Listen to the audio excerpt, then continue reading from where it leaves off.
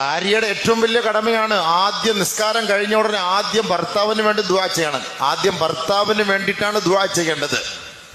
ഒരു പെണ്ണിനോട് നബിതങ്ങള് ആയിഷ റളിയല്ലാഹു തആല അൻഹയോട് ഉപദേശിച്ച ഉപദേശത്തിൽ പറഞ്ഞ വാക്കാണ് ഒരു ഭാര്യയുടെ കടപ്പാട് എന്ന് പറഞ്ഞാൽ അവള് സല്ലത്ത് റബ്ബഹ, തന്റെ റബ്ബിന് വേണ്ടി അവൾ നമസ്കരിച്ചു. സുമ്മ തദ്ഉ ലിസൗജിഹാ സുമ്മ തദ്ഉ ലിനഫ്സിഹാ.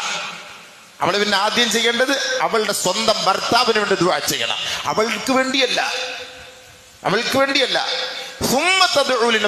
ഭർത്താവിന് ദുആ ചെയ്തതിന് ശേഷമാണ് അവൾക്ക് വേണ്ടി ദുആ ചെയ്യേണ്ടത്.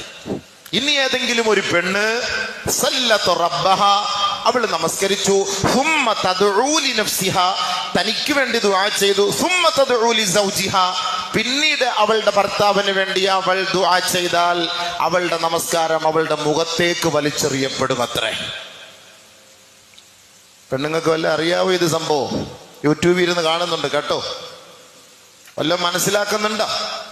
കാരണം ഈ ഭർത്താക്കന്മാര് പുറത്തു പോയി കിടന്ന് കഷ്ടപ്പെടുന്ന ഈ വെയിലും കൊണ്ടിട്ട് ഈ തീച്ചൂളയിൽ കിടന്ന് ത്യാഗം അനുഭവിക്കുന്നത് അവരും വല്ല അറിയുന്നുണ്ടോ? അവര് പൊരയ്ക്കകത്ത് വീട്ടിനകത്തിരിക്കല്ലേ, അവരും തീയുടെ മുന്നിൽ, അടുപ്പിന്റെ മുന്നിൽ ഉസ്താദ് നിൽക്കുന്നത്. അവരും പറയും സംഭവം ശരി തന്നെയാണ്, എന്നാൽ ആ തീയായിട്ട് വ്യത്യാസമുണ്ട്. അപ്പൊ നബി സല്ലല്ലാഹു അലൈഹി വസല്ലം തങ്ങൾ ആയിഷ ബീവിയോട് കൊടുത്ത ഉപദേശമാണ്